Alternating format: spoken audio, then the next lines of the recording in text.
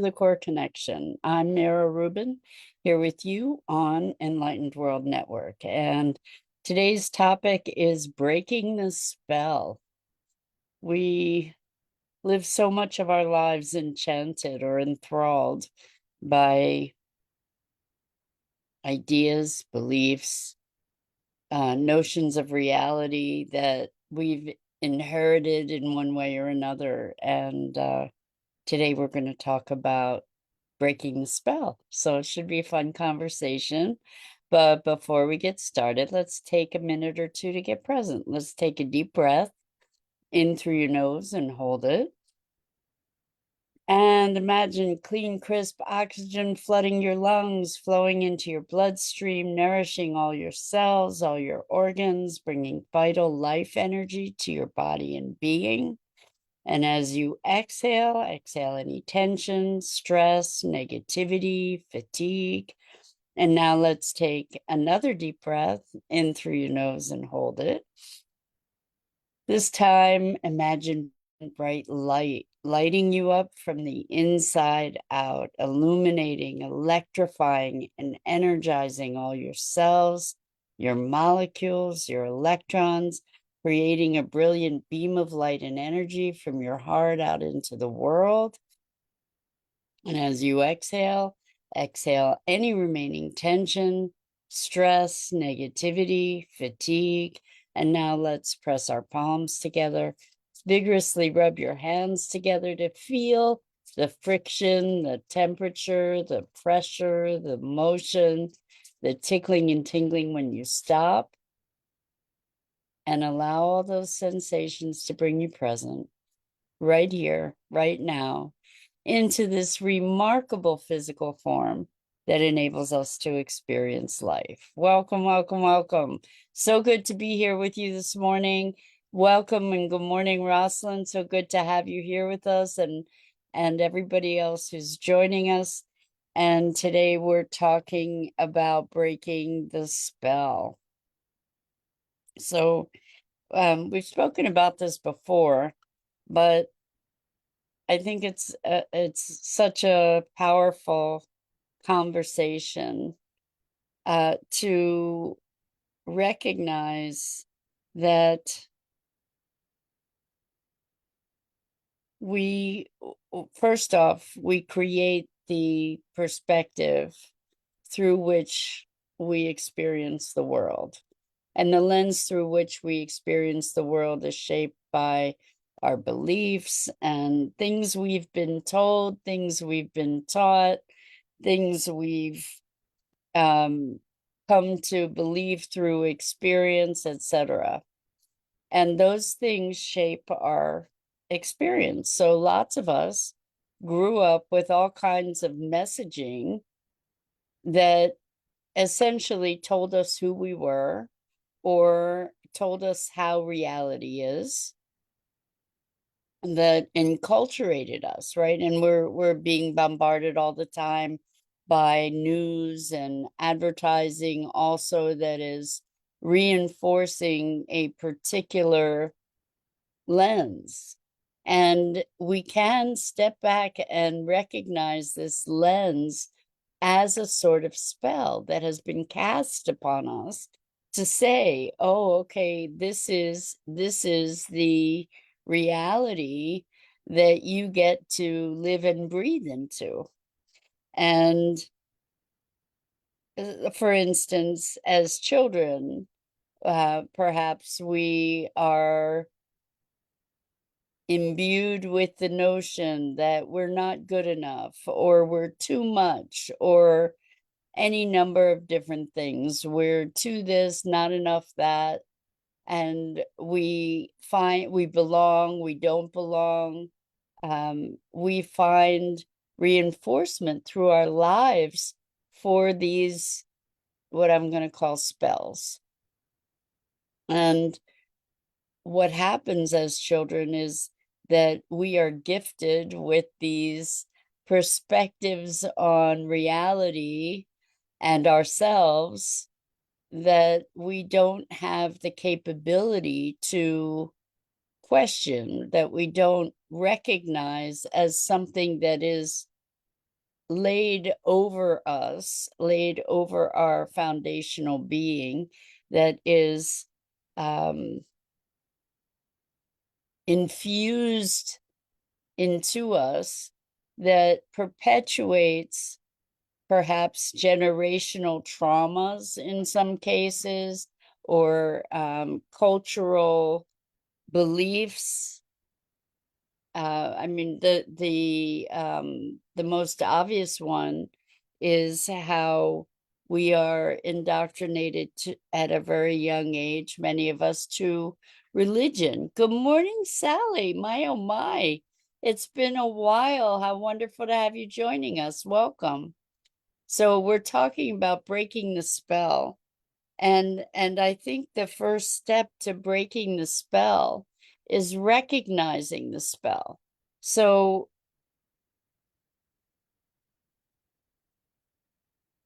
this comes up as conversation today because I was talking with a client yesterday, and they were talking about their deep sense of unworthiness.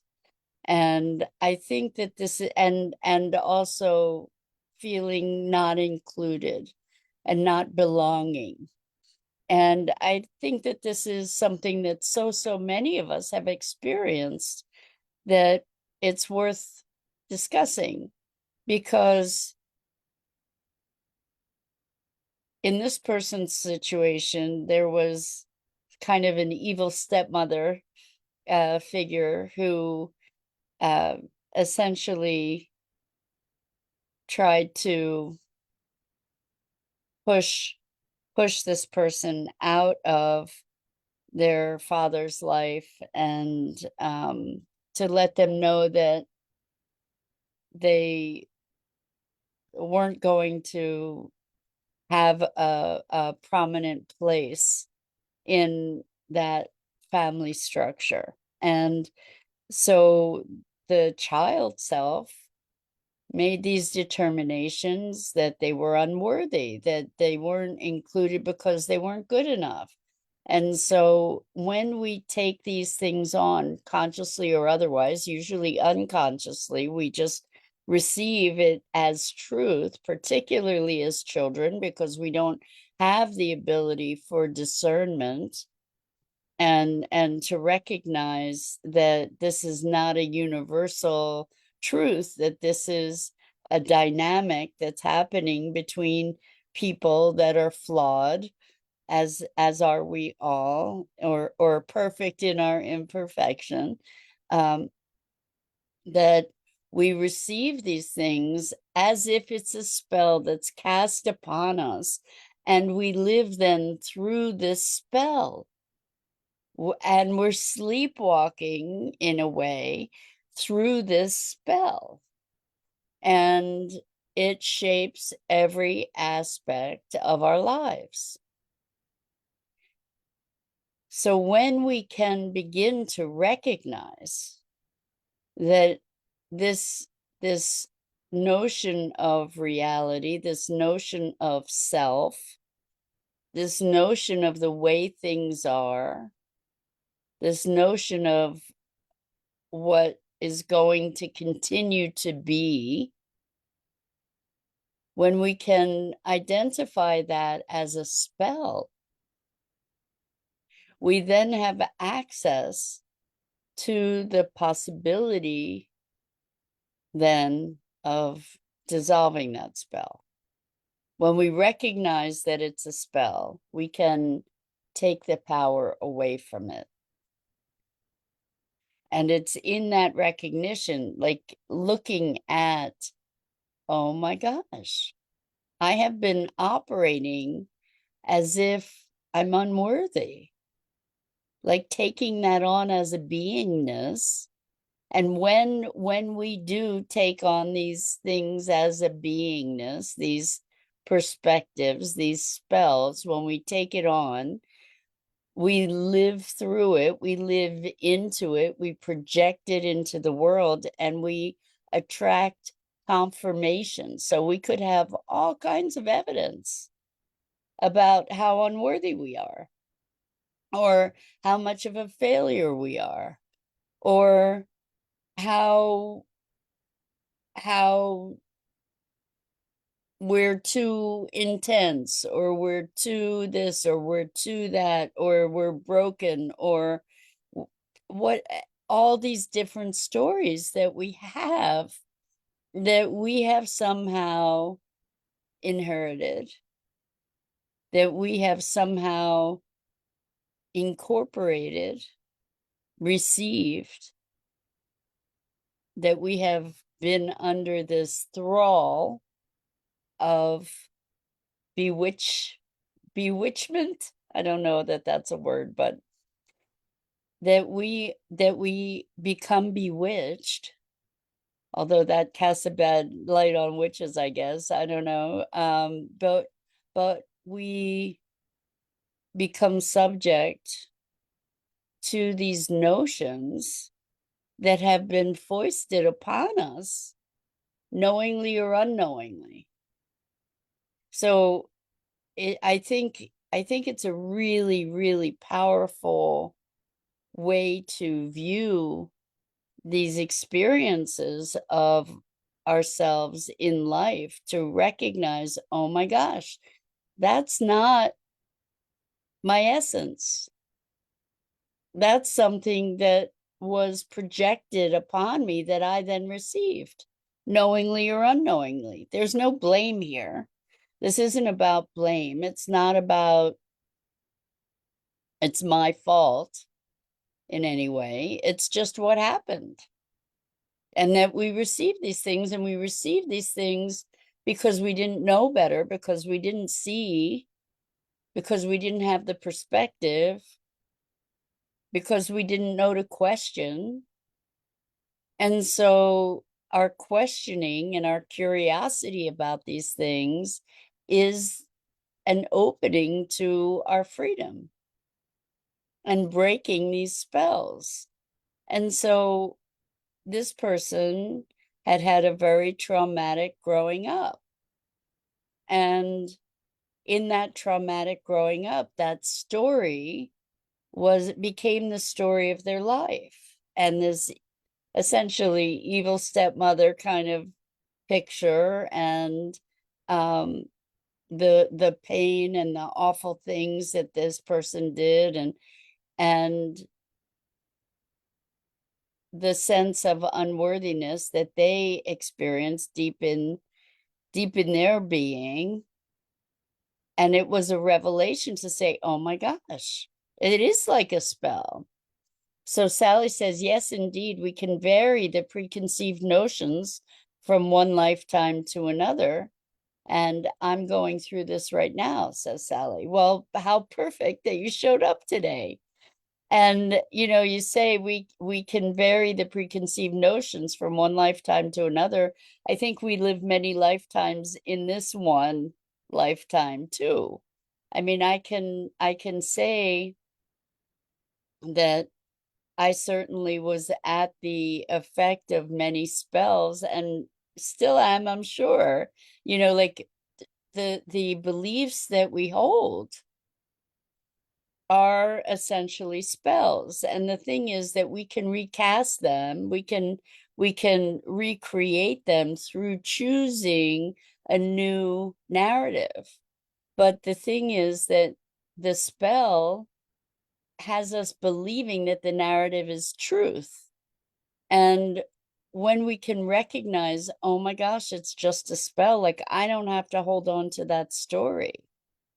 And that story, by repeating that story of the pain and suffering of our lives, this person was really kind of experiencing being a bit of a martyr, their own words, and a victim. And when we see ourselves as victims, we're powerless. And it also helps to keep that spell in place. But when we can recognize, oh my gosh, it's a story. And the truth is, the past exists only right now. It exists only in the stories that we bring forward. And so those stories that are helping to reinforce that spell can dissolve. And when those stories dissolve, our attachment dissolves. When we're able to release the attachment to the story as an identity, like that's the spell, is that we're holding those stories as an identity that we are then bound to in our expression. So if I feel unworthy, I'm broadcasting unworthy. I have a kick me sign on the back of me, on the front of me, and I have the ability in breaking this spell to just take off the kick me sign. Really. But we don't even know that. We don't even know the signs there until we start recognizing the spell, until we start recognizing the pattern. And then we can actually truly leave it behind just like that and be more true to our essence. So Sally says, I sometimes wonder if we can cast that spell upon ourselves as we hold on to past issues. That's so funny, which is what I was just talking about. So as we hold on to these stories of who we are, and as we identify with those stories, that is who we are rather than what we've experienced, yes, we're recasting that spell moment to moment to moment. And so this is also another really interesting thing. Many of us have gone through very hard times in life, and times that were crippling, that we really felt crippled, we felt not only victimized, but felt like victims. And by reiterating that story, we we are perpetuating the spell. Now, interestingly, and this is so important to recognize, well, I've said this so many times, and it's a foundation practice for myself. And I say it's a practice because it takes deliberate intention to deepen into this level and understanding. It's a spell that I'm casting perpetually upon myself. Um, and from the space of that spell, worlds open up. So here's my spell that I cast upon myself and that I invite you to join in, perhaps. I call it a discipline. Life is happening for me and through me rather than to me. Who I am is an expression, is who I am is life expressing itself through this unique vessel. And life is happening for me and through me rather than to me. And so, if I can experience life, why I say it's a discipline is because tough stuff happens. Tough stuff happens. We have difficult challenges in life.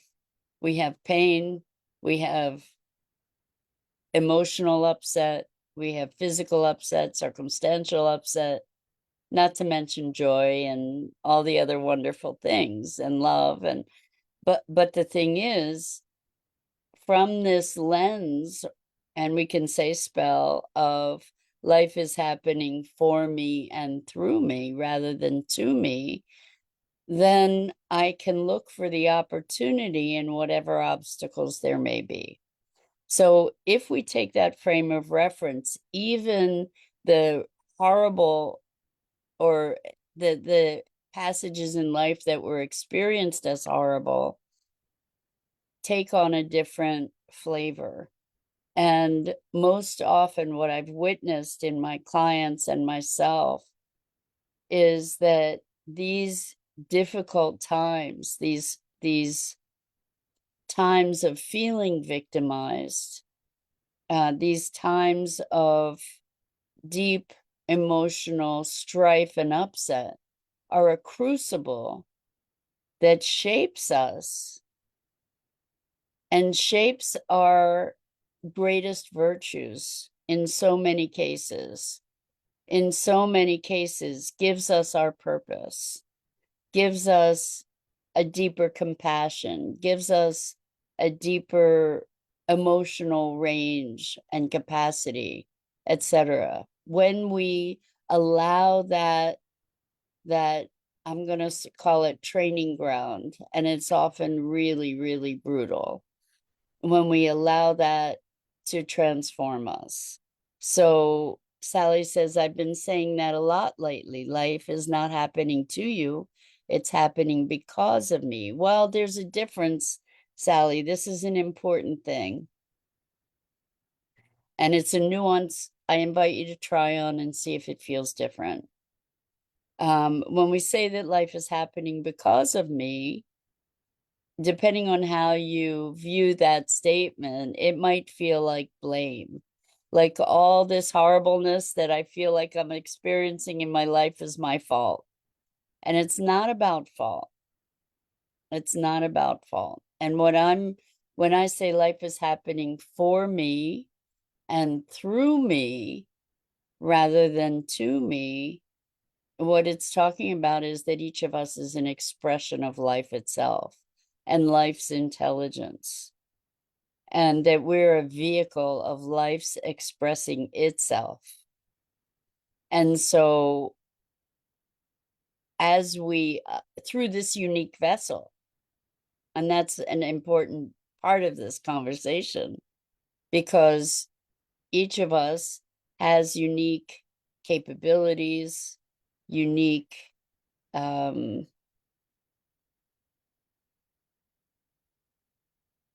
a unique essence and expression. And so I think when we start taking responsibility, like when we start recognizing that we have choice in our lives, that we have the ability to break these spells, it's a fine line to walk between ability to respond, and blame. And we don't want to get into the blame game, because we hold these beliefs, but we received them without ever knowing. They weren't ours. They were gifted us, right?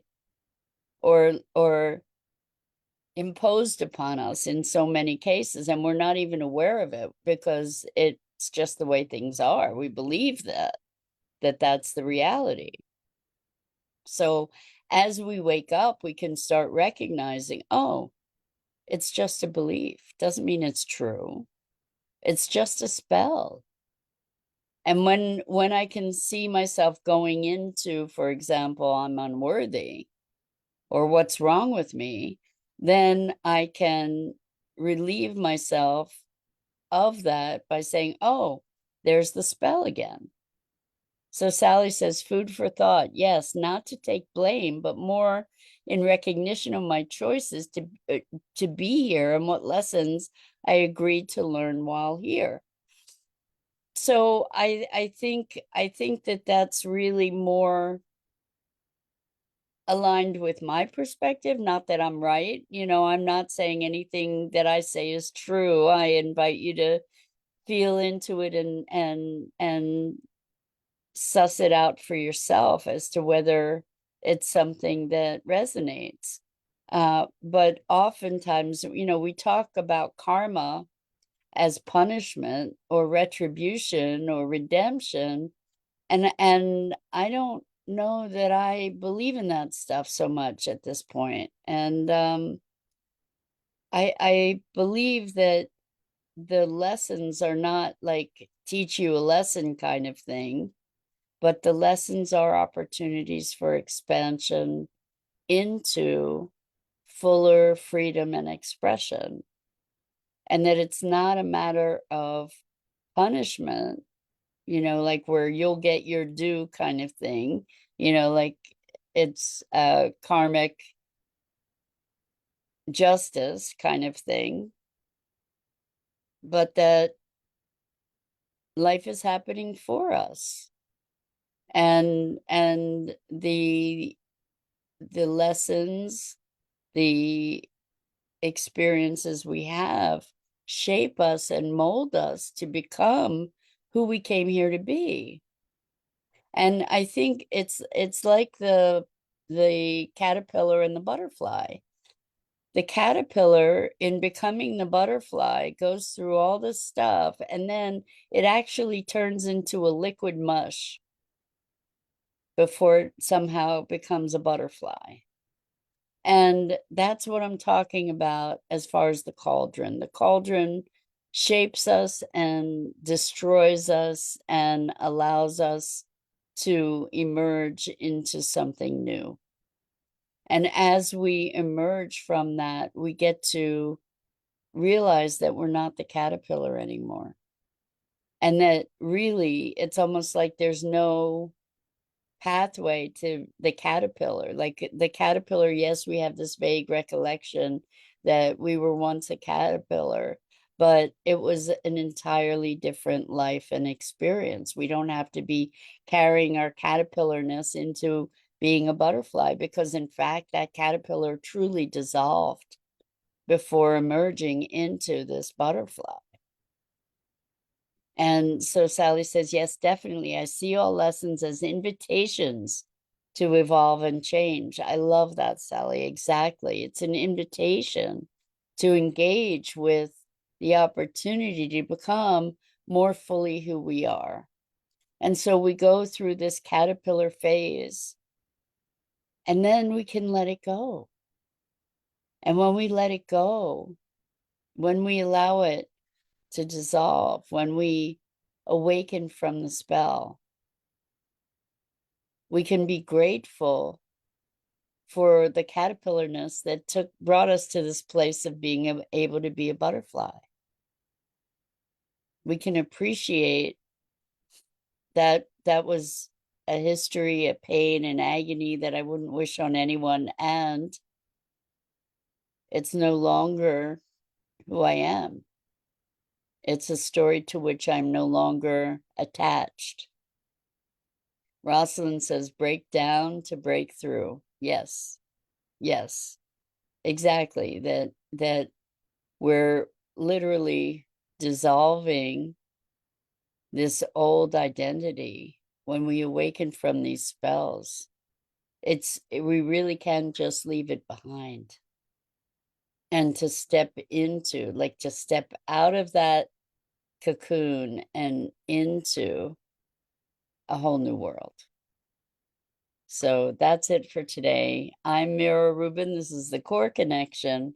And I go live here each weekday morning at 9 a.m. Eastern on the Enlightened World Network Facebook page and YouTube channel. And I invite you to please like, follow, and share Enlightened World Network and me. The links are in the description. And as always, it is a profound pleasure and privilege to have the opportunity to muse with you over what it is to be human. And so, until next time, so much love to you.